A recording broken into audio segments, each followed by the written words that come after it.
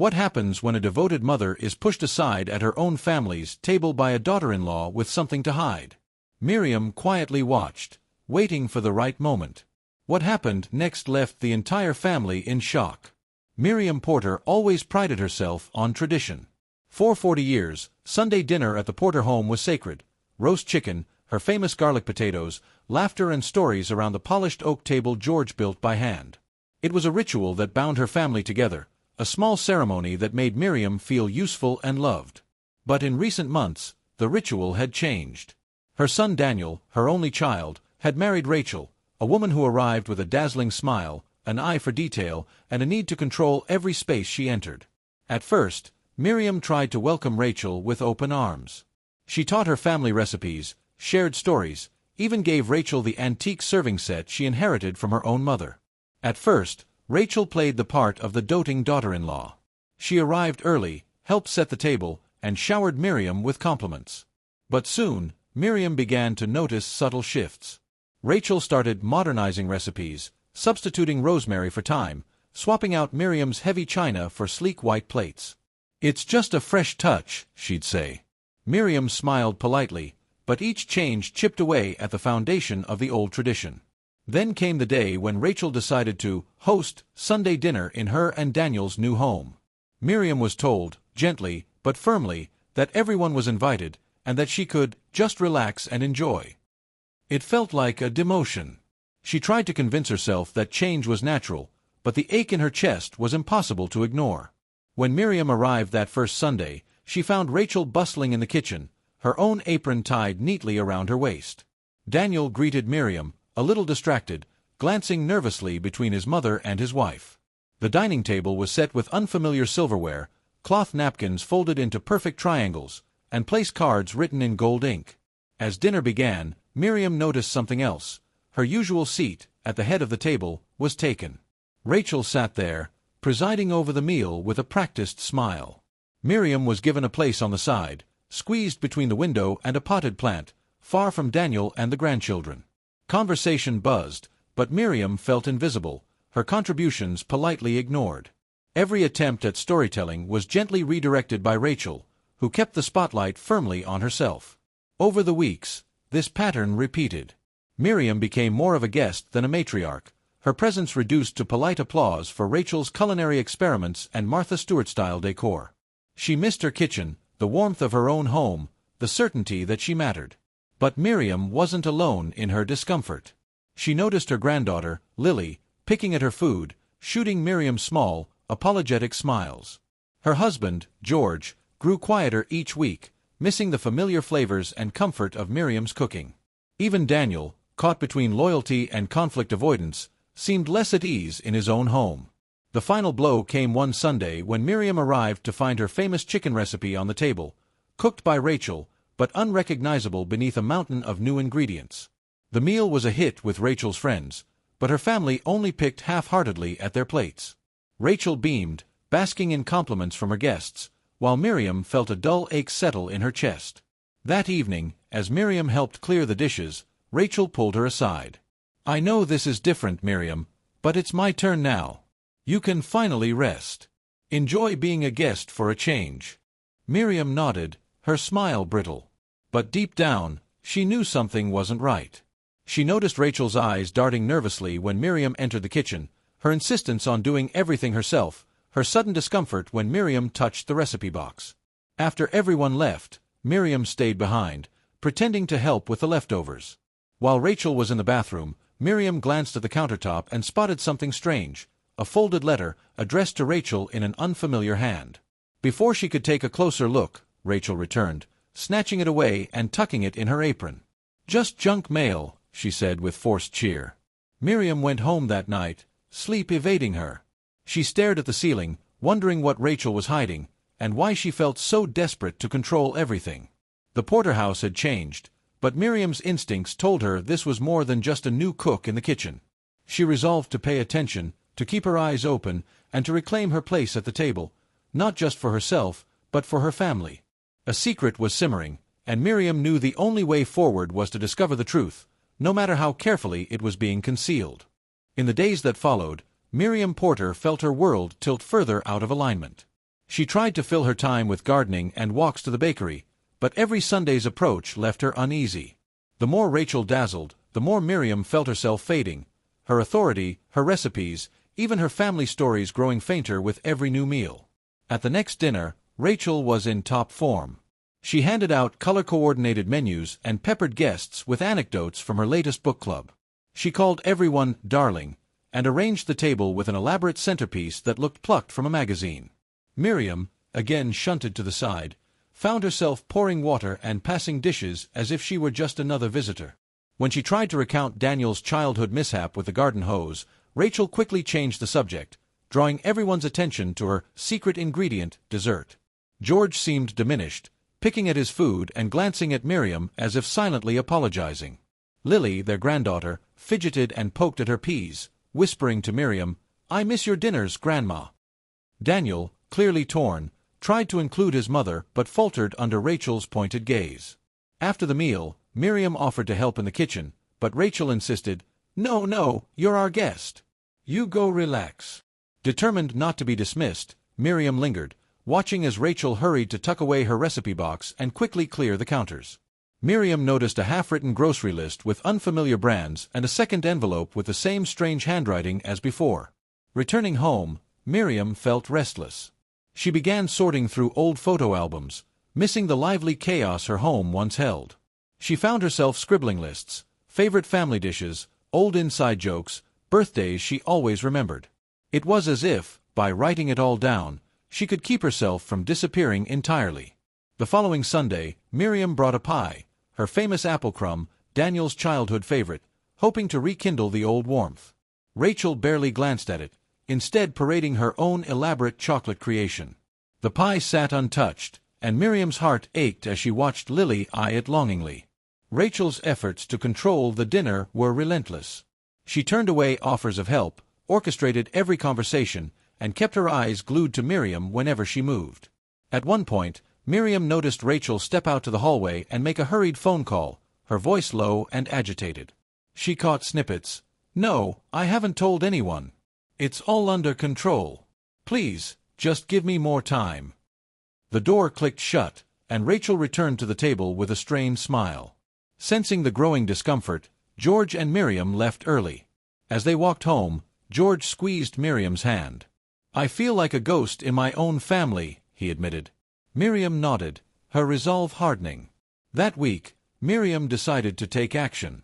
She visited Rachel's mother, Claire, under the pretense of delivering a birthday card. They chatted over tea, but Miriam listened closely for any mention of Rachel's recent anxieties or mysterious letters. Claire, always chatty, admitted Rachel had seemed tense, running herself ragged, trying to prove herself as the perfect wife and hostess.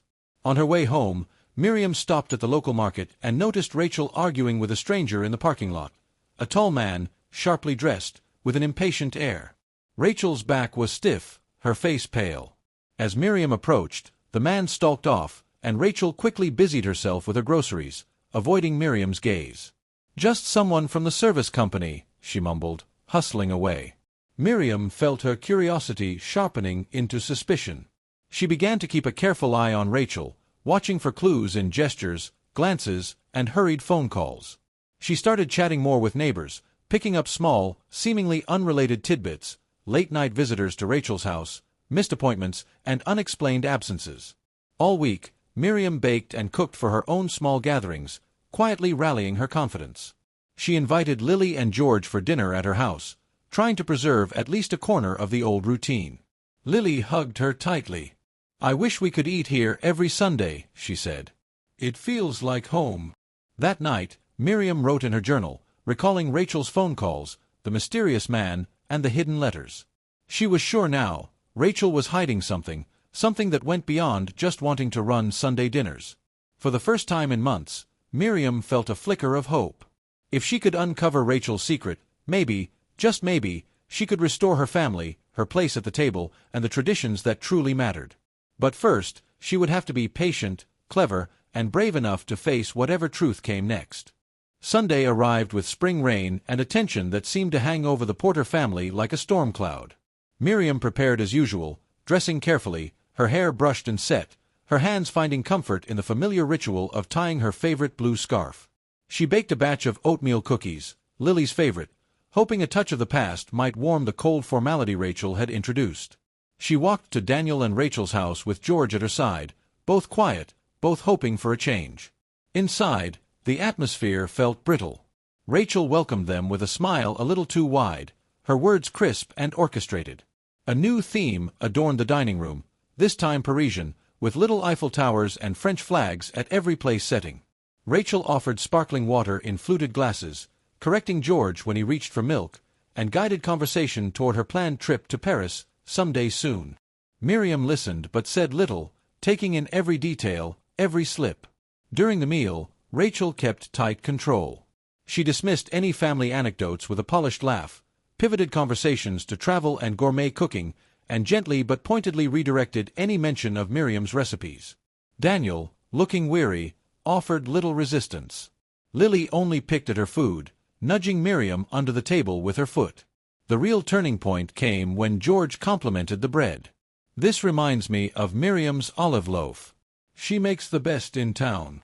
Rachel stiffened, then hurried to point out that this was her own recipe, adapted from a chef I know.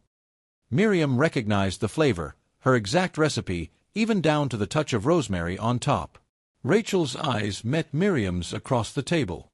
For a moment, something raw and nervous flickered there, quickly replaced by her mask of control. After dinner, Rachel all but hustled Miriam and George out the door, declining help with the dishes and offering only a perfunctory goodbye. That night, Miriam found herself unable to sleep.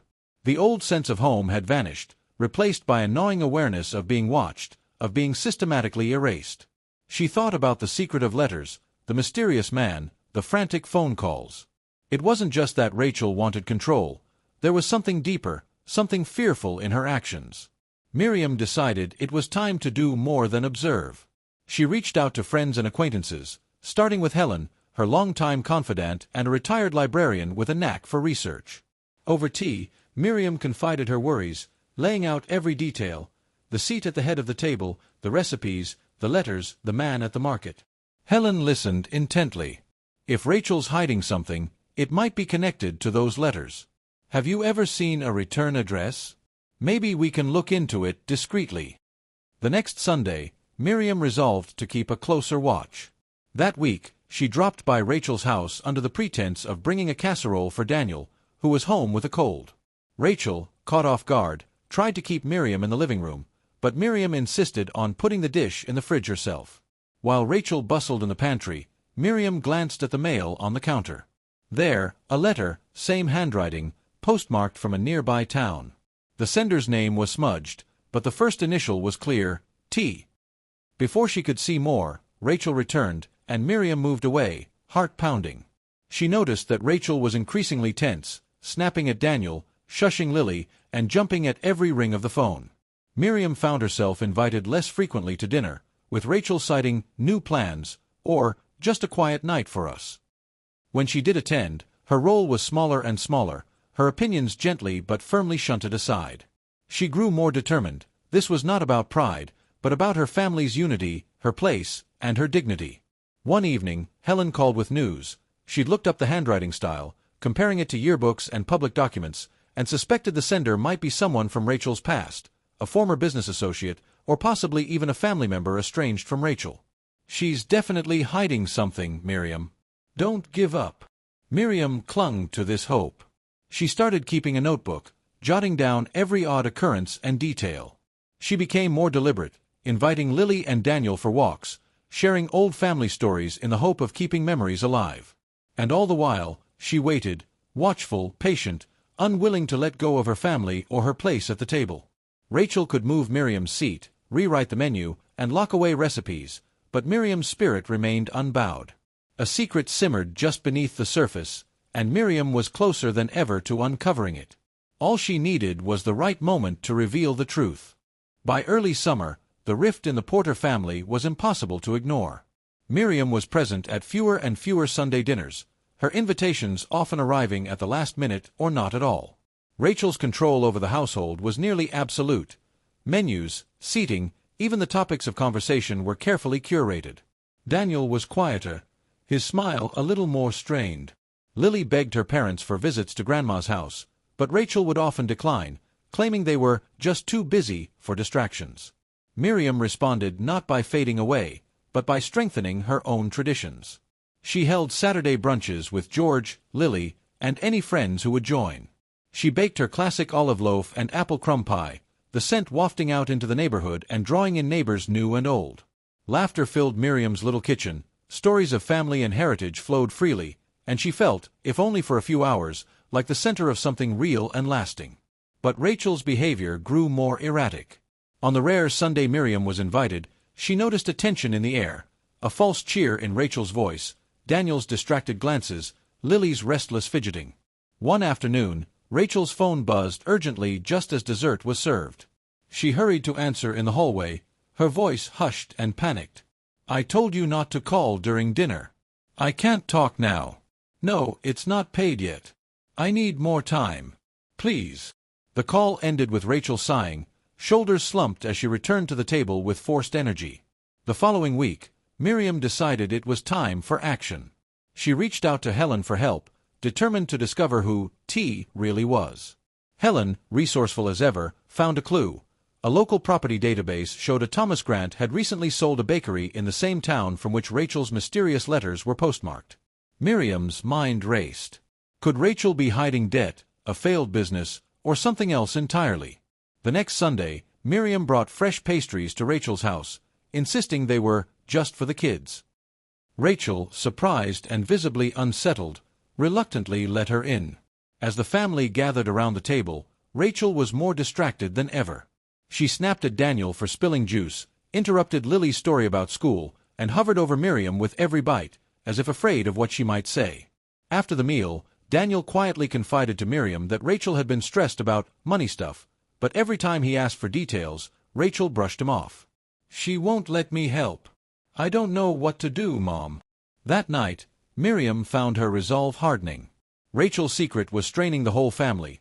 Her grip on the dinner table was just a symptom of something deeper, and Miriam feared what would happen if the truth stayed hidden. Midweek, Helen called with another lead. Thomas Grant was not just a business owner but had been sued recently by a partner, possibly Rachel, whose maiden name appeared in the court records. Miriam's suspicions crystallized. Rachel was hiding a failed partnership, possibly debts or even legal problems, and burying herself in controlling the household to avoid her own fears and shame. Miriam devised a gentle plan. She invited Lily and Daniel to her home for lunch on Saturday and, with Helen's help, set the table with old family photos and the battered recipe box Rachel guarded so fiercely. Over a meal rich in memory, Miriam began to ask Daniel softly about the changes he'd noticed, encouraging him to open up. Lily, eager to help, described how Rachel cried sometimes at night and locked herself in her office with papers. That afternoon, Miriam watched Daniel's face shift from confusion to concern. "I knew something was wrong, but she won't let me in. Maybe I should try harder." Miriam nodded. "Sometimes the only way to help is to listen, Daniel. Rachel's fighting something alone. She needs you, and so do Lily and I." As Daniel hugged his mother goodbye, Miriam felt a small victory. She wasn't just fighting for her place at the table, but for her family's unity and truth. She was no longer a passive observer. She was the keeper of memory, the voice that wouldn't be silenced, the woman ready to face whatever was hidden in Rachel's locked drawers. The secret was close, so close Miriam could almost taste it. All she needed was the right moment, the courage, and the love that had always bound her family together. A week passed, and the summer heat pressed down on the Porter family. Miriam noticed Rachel becoming increasingly anxious, snapping at Daniel and Lily for small things, constantly glancing at her phone. Even neighbors began to whisper about Rachel's tense, distracted mood. Miriam's suspicions grew sharper. Whatever secret Rachel was carrying, it was getting heavier by the day. That Sunday, Miriam received a terse text from Rachel. "Dinner at 5. Just family." There was no mention of a menu or an offer for Miriam to bring anything. Determined not to let herself be pushed further aside, Miriam arrived with her signature potato salad and a warm loaf of olive bread. Inside, the atmosphere was thick with unsaid words. Rachel was clearly flustered, the kitchen in disarray, her smile tight and fleeting. Daniel hovered, unsure. while Lily retreated to her room after a brief hug for her grandmother. Miriam offered to help, but Rachel snapped, "I've got it under control," before dropping a bowl with a clatter. The tension was palpable. As they sat to eat, Miriam noticed Rachel barely touched her food, pushing it around the plate as conversation stalled. George tried to lighten the mood with a joke, but even he seemed out of sorts. Finally, after a strained silence, Rachel excused herself to the hallway, her phone already in hand. Miriam listened quietly as Rachel's voice echoed from behind the closed door. "I can't keep this up. I'm trying, but they're starting to ask questions. No, I haven't told him. I can't. Please just give me another week. I'll get the money, I promise." Miriam's heart pounded. There was no doubt now. Rachel was entangled in a mess far bigger than Sunday dinners. Back at the table, Daniel sighed, running a hand through his hair. "She's been like this for weeks, Mom. She barely sleeps. I just wish she'd let me help." Miriam placed a comforting hand on his. "Secrets never stay buried, Daniel. She'll have to trust you, she'll have to trust all of us, sooner or later." Rachel reappeared, pale but composed. "Sorry, just work stuff," she mumbled, but her hands shook as she cleared the plates. Miriam rose to help, insisting gently. In the kitchen, she found the familiar recipe box open on the counter. She peeked inside. Alongside Miriam's own recipes, tucked between the pages, were legal papers and letters addressed to Ms. Rachel Pritchard. Before Miriam could read more, Rachel snatched the box away, her eyes blazing. "Why can't you just let me do things my way?" Rachel demanded, her voice trembling. "Because I care, Rachel. Because I know you're not just hiding recipes in that box," Miriam replied, her tone soft but steady. For a long moment, they stood in silence, the clatter of dinnerware and the hum of the fridge the only sounds. Miriam saw tears threatening in Rachel's eyes, and she stepped back, giving her space. That night, as Miriam walked home, she called Helen and relayed everything she'd seen. Helen encouraged her to hold firm. "Rachel's secret is about to boil over. When it does, your strength will be what holds the family together." The next day, Miriam took action. She made an appointment with her lawyer, bringing Helen for support, and discussed what she'd found. "If there's a legal risk, or if Rachel's past could affect Daniel and Lily, I need to be prepared," she explained. The lawyer agreed, offering advice on how to document what she'd seen without crossing a line.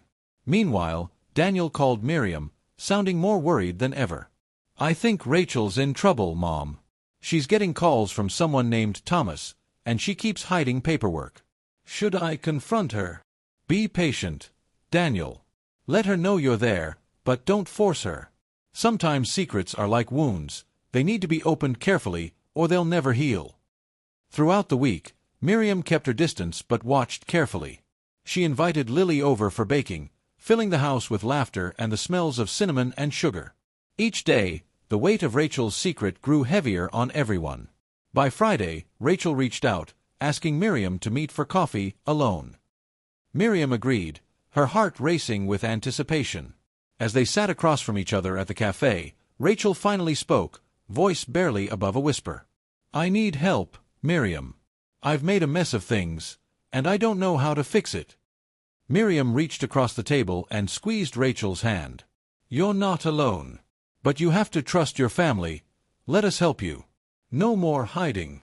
Tears slid down Rachel's cheeks as she nodded, relief and fear mingling in her expression. For the first time, Miriam glimpsed the vulnerability beneath Rachel's perfection, the weight of shame, fear, and the desperate hope that forgiveness was possible. Miriam knew that what came next would test the family like never before. But for the first time in months, she felt hope. The secret ingredient was out in the open. Now, together, they would have to find the recipe for healing. The following days unfolded in a haze of anxious waiting. Miriam felt both a deep compassion for Rachel and a heavy dread for what might be revealed. She watched Daniel's worry deepen and tried to keep Lily's life as normal as possible with after-school cookies and stories. George, sensing a turning point, spent more time quietly reading or working in the garden, but even he would pause, listening for any hint of news from Rachel's side of the family.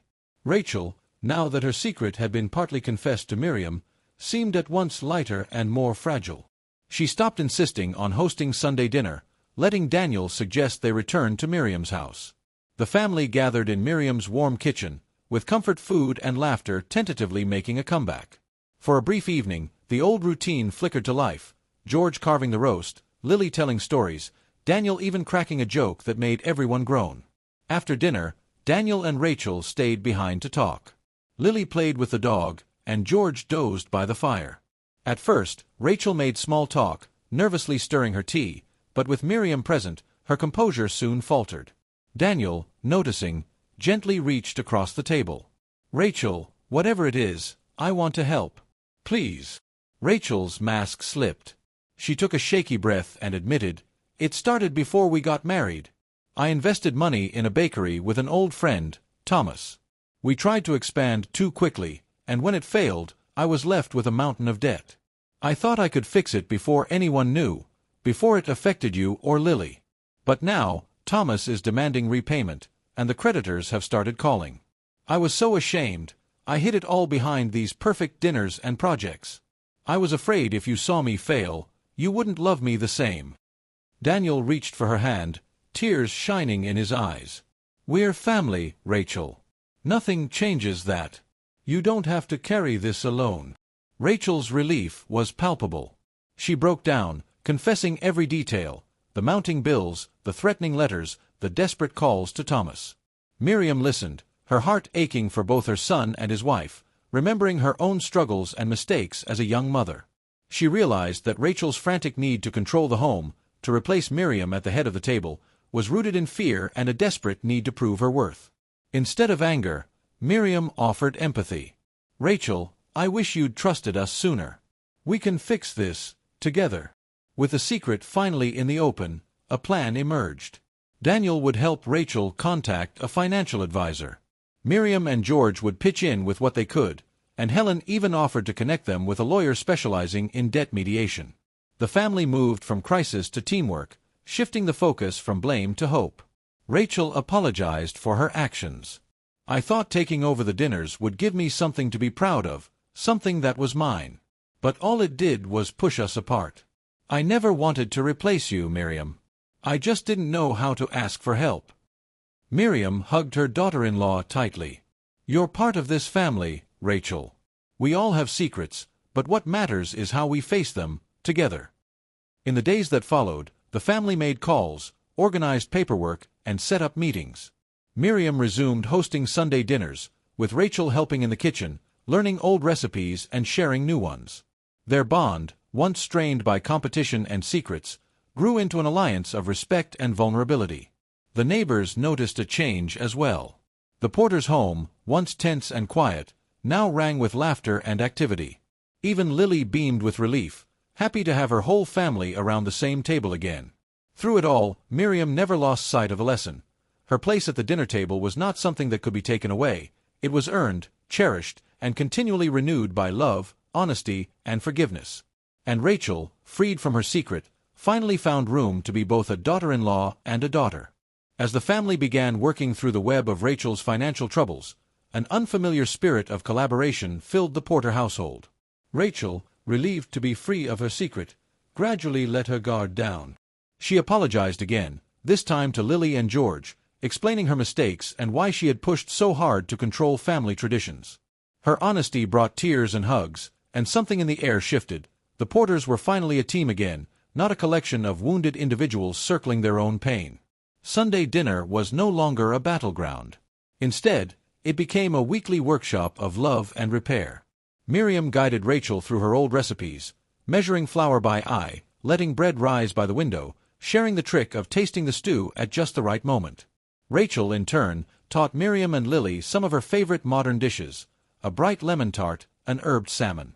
The kitchen buzzed with energy, and the dinner table became a patchwork of old and new, tradition and experiment. Lily flourished in this new climate. She set the table with flowers from Miriam's garden, wrote little menus on colored cards, and acted as a bridge between generations. She told her friends that Sunday at Grandma's was the best day of the week, not because the food was perfect, but because it was made together. Daniel, for his part, became the anchor that kept everything steady. He managed calls with financial advisors, comforted Rachel when anxiety flared, and insisted on regular family walks after dinner. George, reinvigorated by the peace at home, joined a local chess club and spent more time reading to Lily before bed. The extended family noticed, too. Cousins and neighbors were once again invited for the big meals. Instead of rigid place cards and scripted conversations, guests found themselves welcomed by laughter, warmth, and a sense of genuine connection. Miriam saw herself not as the matriarch who'd lost her place, but as the heart of a growing, changing family, her seat at the table now surrounded by people she loved, each bringing something unique. Rachel, humbled by her mistakes, worked hard to make amends. She wrote thank-you notes to Miriam and Helen for their support and, with Daniel, set a plan to slowly pay down the debts. She even reached out to Thomas Grant, arranging a repayment schedule and closing the book on the failed bakery partnership. The calls and letters that had haunted her finally stopped. One afternoon, after baking together, Rachel quietly handed Miriam a familiar, battered recipe card. "Your olive loaf. I made a copy, but the original belongs to you." Miriam smiled, understanding that true legacy isn't about ownership or credit, it's about what you pass on and how you share it. That night, as the family sat around the table for the first outdoor meal of summer, Lily raised her glass of lemonade in a toast. "To Grandma and Mom, because our family is the best when we're all together." Everyone laughed, and as the sun set on Maple Avenue, Miriam looked around the table, her table, and felt gratitude so deep it nearly overwhelmed her. The battles and secrets were not forgotten, but they had become part of the family's fabric, woven in with forgiveness, wisdom, and new beginnings. For the first time in a long while, Miriam did not worry about being replaced. She had gained something better, a daughter-in-law, a partner, and a renewed seat at the head of a table large enough for everyone. Autumn's first chill swept through the Porter neighborhood, leaves swirling down Maple Avenue and gathering in bright drifts on every porch. Inside Miriam's kitchen, warmth glowed from every corner, pies cooling on racks, laughter echoing through open doors, and the aromas of cinnamon and roasted chicken filling the air. Miriam looked out the window at the old oak tree, its branches heavy with gold, and reflected on how much had changed. Rachel and Miriam now moved as partners, not rivals, in the kitchen and at the table. The dinners they hosted had become legendary in the neighborhood, sometimes a traditional spread, other times a blend of Rachel's creative twists and Miriam's time-honored favorites. The table had grown. Lily invited school friends, George told stories from his chess club, and even Helen joined on special occasions, recounting the investigation that had changed everything. The rest of the week often saw the Porters working together in other ways. Rachel, having learned the power of honesty and vulnerability, volunteered at a local food pantry, inspired by Miriam's generosity. Daniel supported her at every step, proud of how she'd faced her mistakes and rebuilt trust. Lily took up baking, determined to perfect both her grandma's apple crumb pie and her mother's lemon tart. Most precious to Miriam, though, were the quiet moments. The walks with Rachel after dinner, arms linked as they admired the autumn leaves. The times when Lily climbed into her lap with a book, or when Daniel paused in the doorway, gratitude in his eyes, just to say, "Thank you, Mom, for everything." The final sign of healing came at Thanksgiving. For the first time, Rachel asked Miriam to carve the turkey, saying, "No one does it better."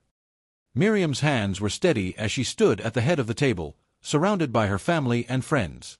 The meal was a tapestry of their journey, old recipes, new dishes, and plenty of stories. When dessert was served, Rachel rose to make a toast. "To Miriam, who never gave up on family. For teaching me that home isn't about perfection, but about forgiveness, patience, and love. I'm so grateful you're my mother-in-law, and my friend." Tears shone in Miriam's eyes as she looked around the room. She had feared losing her place at the table, but instead, she had helped build a bigger, better one, where everyone had a seat, where secrets had no power, and where love was the foundation of every meal. That night, after the guests had left and the kitchen was quiet, Miriam sat with Rachel at the table, sipping tea and reminiscing. The past's pain was still there, but it was outweighed by gratitude. Together, they had weathered storms, revealed secrets, and found strength in each other. As Miriam wrote in her journal before bed, she penned these words: "A seat at the table isn't given or taken, it's earned, shared, and renewed every day by what we bring to it. I am not replaced, I am cherished. And so is the family we continue to build, one meal at a time." Outside, the wind carried the promise of a new season. Inside, the Porter home glowed with love, forgiveness, and the unbreakable ties that held them all together.